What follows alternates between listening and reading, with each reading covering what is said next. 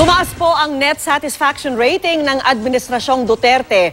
Batay po yan sa survey ng social weather stations. Mula positive 50 noong Setyembre, umakyat ito nitong Desyembre sa positive 66, nakatumbas ng gradong very good. Sa mahigit 1,400 tinanong nitong Desyembre, 76% ang nagsabing nasisiyahan sila sa performance ng administrasyon.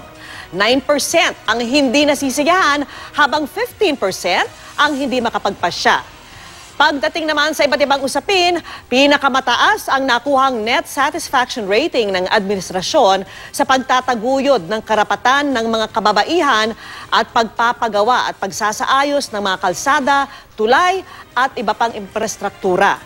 Pinakamababa naman sa paglaban sa inflation o yung bilis ng pagmahal ng mga bilihin at paniniguro na walang pamilyang magugutom kailanman.